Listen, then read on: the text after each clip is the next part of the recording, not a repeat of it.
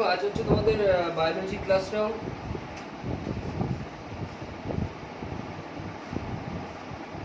Biology class 15। এর আগে আমি 14টা ক্লাস করিয়েছি, ঠিক আছে। সেই ক্লাসগুলোতে আমি একদম ডিটেলস বায়োলজি থেকে শুরু করেছি। আর আমি তোমাদের জিকে পার্ট পড়াবো। জিকে পার্ট হচ্ছে 40 মার্কস থাকবে। যে কোনো চাকরির পরীক্ষায় জিকে 95% চাকরির পরীক্ষাতেই থাকে, জিকে 40 থাকে। তো আমি সেই জিকের মধ্যে কী কী পড়াবো তোমাদের বলছি। দেখো বায়োলজি দিয়ে আমি স্টার্ট করেছি। বায়োলজি পড়াবো, আমি কেমিস্ট্রি পড়াবো, ফিজিক্স পড়াবো। হিস্ট্রি দেখো দুটো পার্ট আছে, একটা মডার্ন হিস্ট্রি আছে, একটা ইন্ডিয়ান হিস্ট্রি আছে পড়াবো। জিওগ্রাফির দুটো পার্ট আছে, একটা হচ্ছে ওয়ার্ল্ড জিওগ্রাফি, একটা ইন্ডিয়ান জিওগ্রাফি পড়াবো। পলিটি পড়াবো, ইকোনমিক্স পড়াবো, কারেন্ট অ্যাফেয়ার্স পড়াবো, তোমাদের স্ট্যাটিক জিকে পড়াবো, ঠিক আছে। তার মানে সমস্তই মানে জিকে যতগুলো পার্ট আছে সবকটা পার্টই আমি কিন্তু পুরো ডিটেলসে আলোচনা করেই পড়াবো। আর সম্পূর্ণ বাংলাতে পড়াবো, কখনোই ফিস দেবো না। কিন্তু তোমাদের কাছে রিকোয়েস্ট যে তোমাদের বন্ধু বান্ধবের সঙ্গে অবশ্যই ক্লাস শেয়ার করবে আর অবশ্যই সাবস্ক্রাইব করতে বলবে। তো আমি নতুন কি করেছি যে আমি আমার ক্লাসে নিয়ম হচ্ছে, জিকে পড়ানোর নিয়ম রয়েছে কি সোমবার থেকে শনিবার, তাহলে আর শনি রবিবার ছুটি থাকে, ঠিক আছে। কিন্তু আমি কি করেছি শনিবার দিন রাত 8টাতে, কত রাত শনিবার রাত 8 PM এ কি করেছি শনিবার রাত 8টাতে, প্রতি সপ্তাহের শনিবার রাত 8টাতে রাজ্য দর্শন ক্লাস রেখেছি। রাজ্য দর্শন এই রাজ্য দর্শন ক্লাস, এই রাজ্য দর্শন আমি এক একটা রাজ্য নিয়ে আলোচনা করব। সেই রাজ্যের মুখ্যমন্ত্রীকে, সেই রাজ্যের গভর্নরকে, সেই রাজ্যের রাজ্য পশু কি, রাজ্য পাখি কি, সেই রাজ্যের বিখ্যাত কি কি ব্রিজ রয়েছে, নদী রয়েছে, সমস্ত বিষয় আলোচনা করব। আমি যেমন তোমাদেরকে বলেছি যে কারেন্ট অ্যাফেয়ার্স আর স্ট্যাটিক জিকে পড়াবো, তাই তো। তো এই রাজ্য কমপ্লিট করলে, এই রাজ্য শুধু কারেন্ট অ্যাফেয়ার্স স্ট্যাটিক জিকে নয়, এই রাজ্য দর্শন যদি কমপ্লিট করতে পারো, এক একটা রাজ্য নিয়ে যখন আমি বিস্তারিত আলোচনা করবো, ওগুলো নোট করে নেবে, তখন ওই রাজ্য থেকে সমস্ত কিছু জানবে। সেখানে ইতিহাস আসবে, ভূগোল আসবে, ইকোনমিক্স আসবে, সমস্ত সাবজেক্টই থাকবে ওখানে। জিকের সব পার্টি থাকবে এক একটা রাজ্য দর্শন। তো অবশ্যই রাজ্য দর্শন ক্লাস প্রত্যেকে করবে, আর কেউ মিস করবে না। তাহলে আজকে দেখো আমার পার্ট কত, বায়োলজি 15, বায়োলজি ক্লাস নাম কত 15।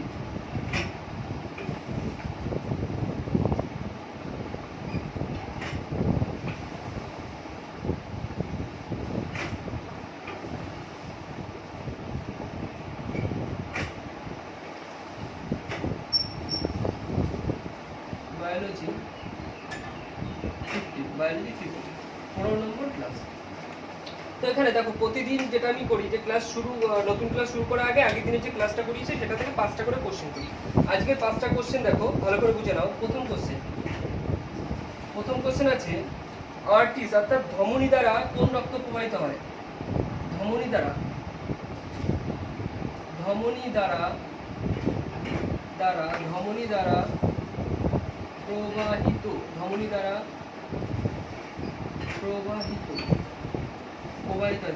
প্রবাহিত হয় কোন রক্ত? তারপরে দ্বিতীয় নম্বর কোশ্চেন আছে পালমোনারি আর্টারি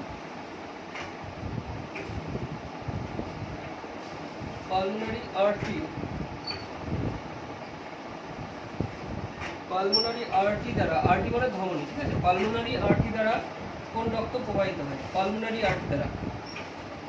আর্টারি দ্বারা কোন রক্ত প্রবাহিত হয়? তৃতীয় নম্বর কোশ্চেন আছে ভেন্স অর্থাৎ শিরা দ্বারা প্রবাহিত হয়। শিরা দ্বারা কি প্রবাহিত হয়? তাহলে কোশ্চেনগুলো ভালো করে বোঝো। প্রথম কোশ্চেন কি দিয়েছি, ধমনী দ্বারা প্রবাহিত হয় কোন রক্ত? পালমোনারি আর্টারি, অর্থাৎ পালমোনারি আর্টারি মানে কি ধমনী দ্বারা, পালমোনারি ধমনী দ্বারা কি প্রবাহিত হয়? আর বলছি শিরা হচ্ছে ভেন্স অর্থাৎ শিরা দ্বারা কি প্রবাহিত হয়?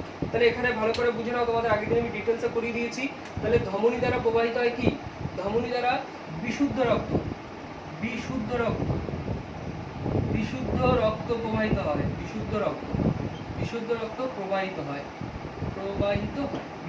প্রবাহিত হয়। তারপর কি দিয়েছি, পালমোনারি আর্টারি। এবার এই জায়গাটা ভালো করে বোঝো, ধমনী দ্বারা বিশুদ্ধ রক্ত, কিন্তু পালমোনারি আর্টারির ক্ষেত্রে অর্থাৎ পালমোনারি ধমনীর ক্ষেত্রে ঠিক বিপরীতটা। তাহলে কি হবে, পালমোনারি আর্টারির ক্ষেত্রে হবে দূষিত রক্ত প্রবাহিত হয়। তেমনি শিরা দ্বারা কি হবে, ধমনীর ঠিক বিপরীত হচ্ছে শিরা দ্বারা কি হবে? শিরা দ্বারা দূষিত রক্ত প্রবাহিত হয়, দূষিত রক্ত প্রবাহিত হয় শিরা দ্বারা দূষিত রক্ত প্রবাহিত হয়। তাহলে এটুকু বুঝতে পেরেছো?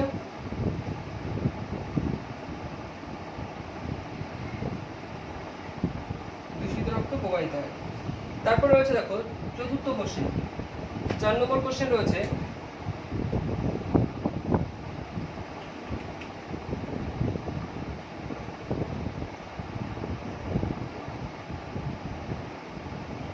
pulmonary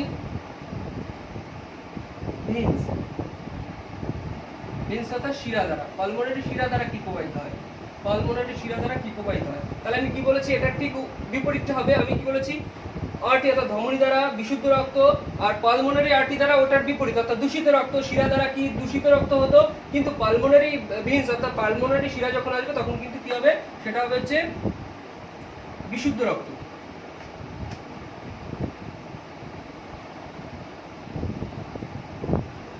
বিশুদ্ধ রক্ত প্রবাহিত হয়, বিশুদ্ধ রক্ত প্রবাহিত হয়। ঠিক আছে, চতুর্থ কোশ্চেন হয়ে গেল।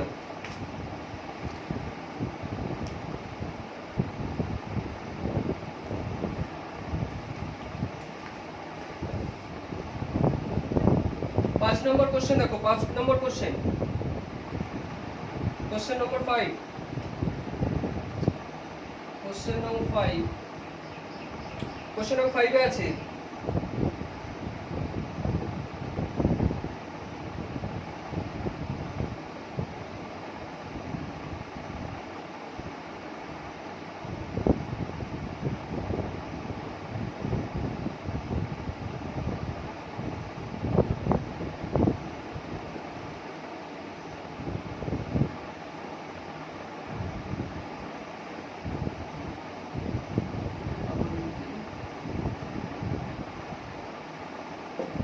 তাহলে 5 নম্বর কোশ্চেনে আছে হার্ট অর্থাৎ হৃদয়ের বাইরের আবরণীকে, হার্টের বাইরের আবরণীকে কি বলা হয়, হার্টের বাইরের আবরণীকে কি বলা হয়, হার্টের বাইরের আবরণীকে বলা হয় পেরিকার্ডিয়াম। তোমাদের পড়িয়েছি পেরিকার্ডিয়াম, পেরিকার্ডিয়াম, পেরিকার্ডিয়াম,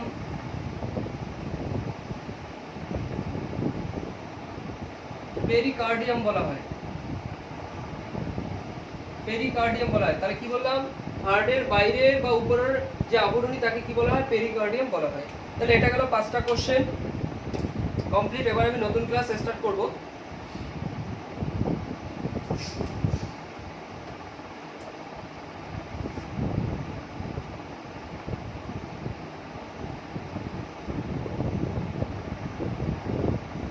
দেখো নতুন ক্লাসে আমি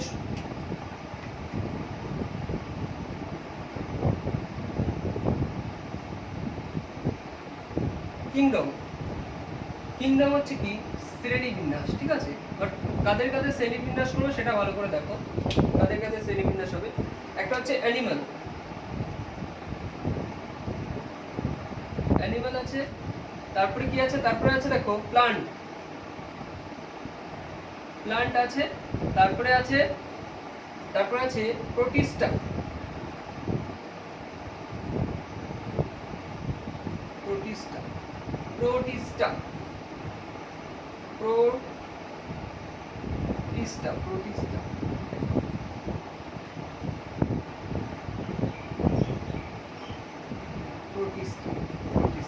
তাহলে কি কি আছে দেখো, অ্যানিমাল অর্থাৎ অ্যানিমাল মানে তো বোঝো, তারপর আছে প্ল্যান্ট মানে উদ্ভিদ, আর প্রোটিস্টা। এই প্রোটিস্টা কি, প্রোটিস্টা ভালো করে বুঝে নাও। অ্যানিমাল তোমরা বোঝো, প্ল্যান্ট অর্থাৎ উদ্ভিদও বোঝো, কিন্তু প্রোটিস্টাটা বোঝো না। এটা একটা নতুন টার্ম তোমরা জানবে। দেখো এটার মধ্যে দেখো এই যে পার্টটা আছে এটার মধ্যে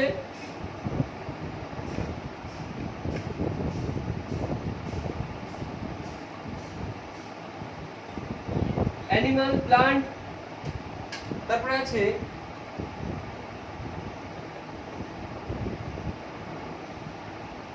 ফাঙ্গি। কোনোটার মধ্যেই পড়ে না, কোনোটার মধ্যেই পড়ে না, কোনোটার মধ্যেই পড়ে না, কোনোটার মধ্যেই পড়ে না। কি পড়ে না, তাহলে কি অ্যানিমাল আমরা জানি, প্ল্যান্ট আমরা জানি, কিন্তু প্রোটিস্টা কি, প্রোটিস্টা অর্থাৎ অ্যানিমালের মধ্যেও পড়বে না। এই প্রোটিস্টা এটা কি অ্যানিমালের মধ্যেও পড়ে না। প্ল্যান্টের মধ্যেও পড়ে না, তারপর হচ্ছে ফাঙ্গি মধ্যেও পড়ে না, ছত্রাকের মধ্যেও পড়ে না। বোঝা গেল? তাহলে এটুকু বুঝতে পারলাম যে কিংডম অর্থাৎ শ্রেণীবিন্যাস। কিংডম হচ্ছে আমি একটা জিনিস শ্রেণীবিন্যাস করছি। কিসে? একটা হচ্ছে এই শ্রেণীবিন্যাস কারটা রয়েছে, দেখো অ্যানিমাল রয়েছে, দ্বিতীয় পর্যায়ে রয়েছে প্ল্যান্ট করেছি, তৃতীয় পর্যায়ে হলো প্রোটিস্টা করেছি। তাহলে অ্যানিমাল বুঝি আমরা, প্ল্যান্ট উদ্ভিদও বুঝি, কিন্তু প্রোটিস্টা কি আমরা কিন্তু সেটা জানতাম না। প্রোটিস্টা হচ্ছে কি, যে প্রোটিস্টার ভাগটা হচ্ছে অ্যানিমালের মধ্যেও পড়ে না, প্ল্যান্টের মধ্যেও পড়ে না, আবার ফাঙ্গি অথবা ছত্রাকের মধ্যেও কিন্তু পড়ছে না, তাকে কিন্তু প্রোটিস্টা বলে। কেমন? এবার দেখো আমি এখানে প্ল্যান্টের এবার ভাগ করবো। আমরা যে শিখেছি না একবীজপত্রী, দ্বিবীজপত্রী, সেগুলো কি, সেই সম্পর্কে আমি আজকে বিস্তারিত আলোচনা করবো।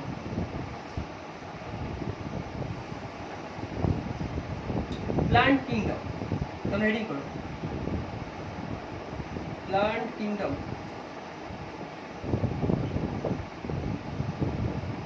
প্ল্যান্ট কিংডম, এই প্ল্যান্ট কিংডম হেডিং করো। এর মধ্যে কি কি পড়ছে ভালো করে বুঝে নেবে। হ্যাঁ,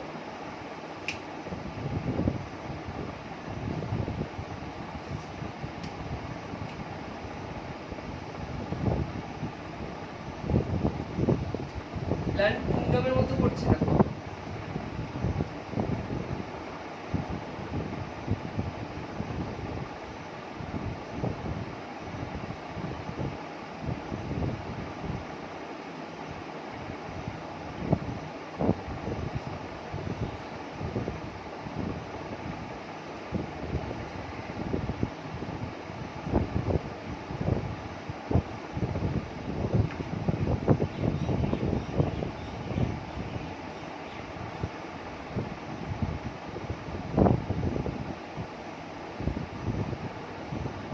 তাহলে এর মধ্যে কি পড়ছে দেখো, প্ল্যান্ট কিংডমের মধ্যে দুটো ভাগ করেছি। কি কি করেছি?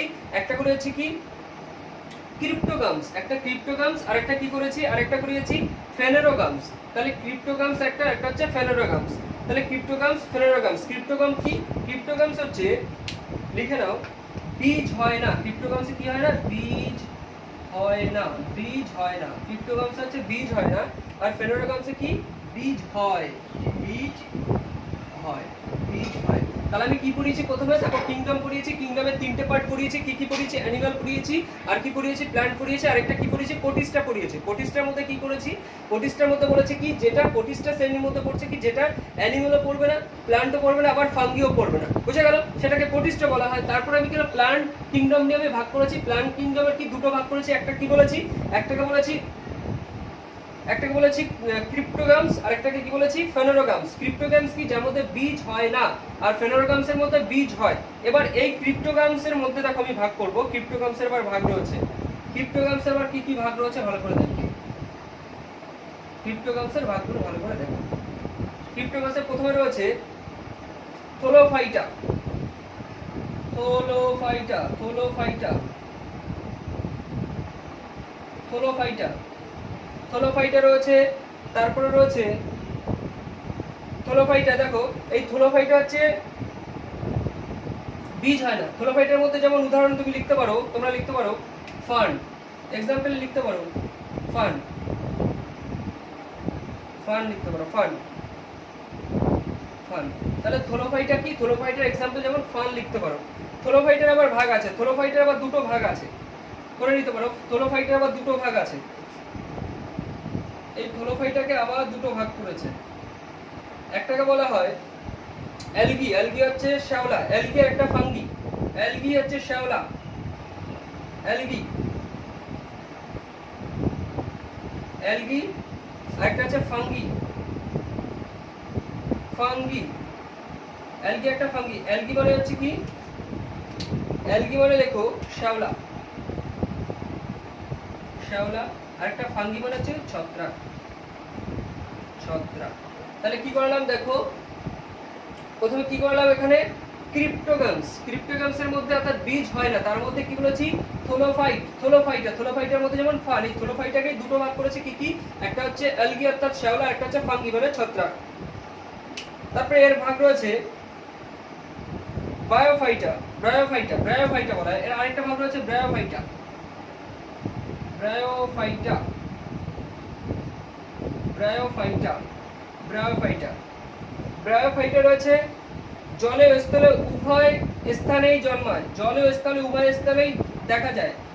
কি দেখা যায়? ব্রায়োফাইটা, ব্রায়োফাইটা জলে স্থলে উভয় স্থানে দেখা যায়, যেমন মস, এক্সাম্পল লিখতে পারি যেমন মস, মস।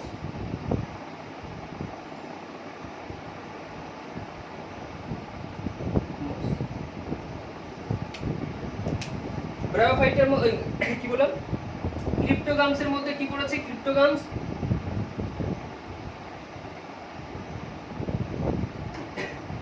ক্রিপ্টোগামসের ভালো করে প্ল্যান্ট কিংডম দুটো ভাগ করেছি, একটা হচ্ছে ক্রিপ্টোগামস আর একটা কি, একটা হচ্ছে ফেনোরোগামস, তাই তো। তাহলে ক্রিপ্টোগাম যার মধ্যে বীজ হয় না, আর ফেনোরোগাম যার মধ্যে বীজ হয়।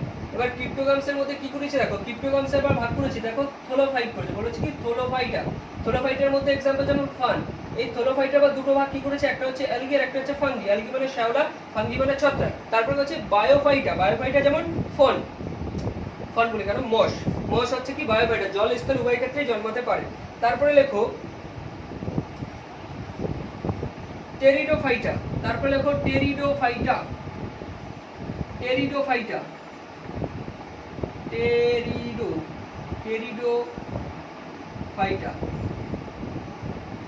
টেরিডোফাইটা, টেরিডোফাইটা, টেরিডোফাইটার মধ্যে যেমন, টেরিডোফাইটার মধ্যে পড়বে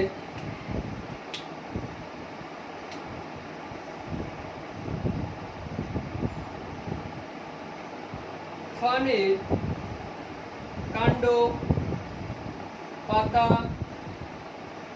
শিকড়, শিকড় অর্থাৎ রুট,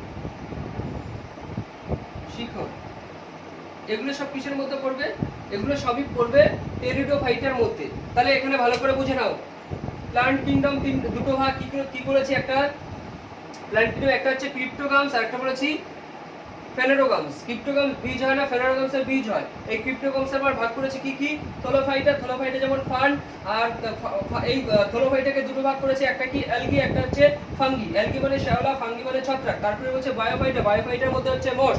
তারপরে কি বলেছি, তারপরে হচ্ছে টেরিডোফাইটা, টেরিডোফাইটার মধ্যে ফানের কাণ্ড, পাতা, শিকড়, এগুলো সব টেরিডোফাইটার মধ্যে পড়ে।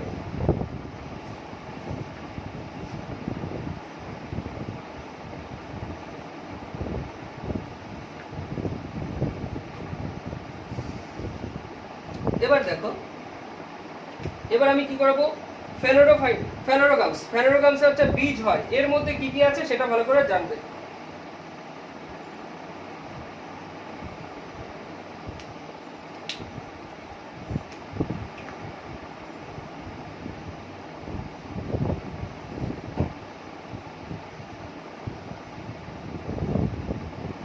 এই দেখো এর ভাগ অর্থাৎ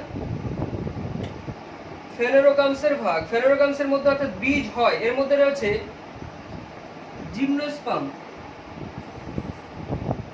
জিমনোস্পার্ম, জিমনোস কি বললাম, জিমনোস্পার্ম, জিমনোস্পার্ম, আরেকটা ভাগ রয়েছে অ্যাঞ্জিওস্পার্ম,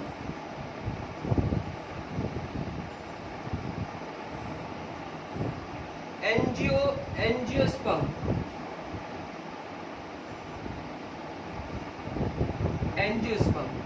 তাহলে জিমনোস্পার্ম, তাহলে কি বলছি, ফেনোরোগামসের মধ্যে রয়েছে অর্থাৎ যাদের বীজ হয়, তাই তো, সেই শ্রেণীর মধ্যে জিমনোস্পার্ম আর একটা হচ্ছে অ্যাঞ্জিওস্পার্ম। জিমনোস্পার্মের মধ্যে পড়ছে দেখো কি, জিমনোস্পার্মের মধ্যে হচ্ছে বাইরে থেকে বীজ দেখা যায়, এটার ক্ষেত্রে কি হচ্ছে, বাইরে থেকে বীজ দেখা যায়, জিমনোস্পার্ম। জিমনোস্পার্মের মধ্যে লেখো বাইরে থেকে, বাইরে থেকে বীজ, বীজ দেখা যায়, দেখা যায়, দেখা যায়, যেমন एग्जांपल লিখে নাও পাইন, পাইন, যেমন কি পাইন, যেমন বলেছি পাইন, রেডউড গাছ, পাইন লিখতে পারো তোমরা রেডউড, রেডউড, রেড বললাম, রেডউড,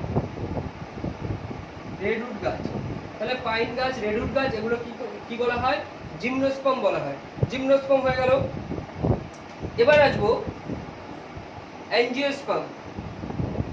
এই অ্যাঞ্জিওস্পার্মে কি থাকে,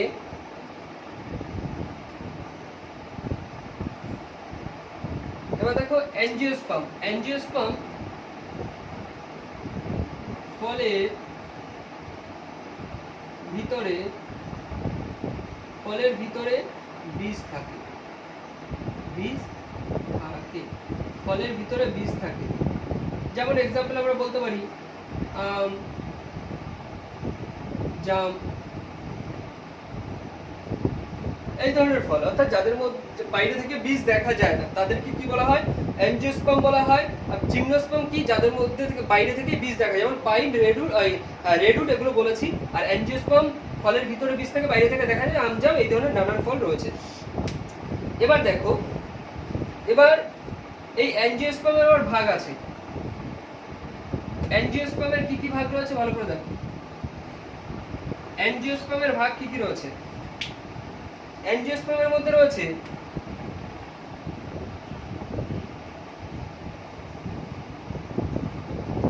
একবীজপত্রী, একবীজপত্রী, একবীজপত্রী আর দ্বিবীজপত্রী। একটা হচ্ছে দ্বিবীজপত্রী, দ্বিবীজপত্রী, একবীজপত্রী আর দ্বিবীজপত্রী, একবীজপত্রী আর দ্বিবীজপত্রী। তাহলে বোঝা গেল এই বিষয়টা। আশা করি সবাইকে বোঝাতে পেরেছি। কি কি করেছি আমি? কিংডমের তিনটে কিংডম বলেছি, শ্রেণীবিন্যাস করেছি। কাদের কাদের শ্রেণীবিন্যাস করেছিলাম আমি? তোমাদের একটা বলেছি অ্যানিমাল, একটা বলেছি কি প্লান্ট, একটা বলেছি কি প্রোটিস্টা। প্রোটিস্টা কি বলেছি? প্রোটিস্টা অর্থাৎ যার মধ্যে অ্যানিমালও পড়ছে না, তারপরে কি প্লান্টও পড়ছে না, আর কি পড়ছে না? ফাঙ্গিও পড়ছে না, তাই তো? তাদের কি বলা হয়? প্রোটিস্টা বলা হয়। তাহলে এবার আমি কি করেছি? প্লান্ট কিংডমের ভাগ করেছি। প্লান্ট কিংডমের দুটো ভাগ করেছিলাম। কি কি ভাগ করেছি? প্লান্ট কিংডমের দুটো ভাগ, একটাকে বলেছি ক্রিপ্টোগামস, একটা হচ্ছে ফেনারোগামস। ক্রিপ্টোগামসে কি বলেছি?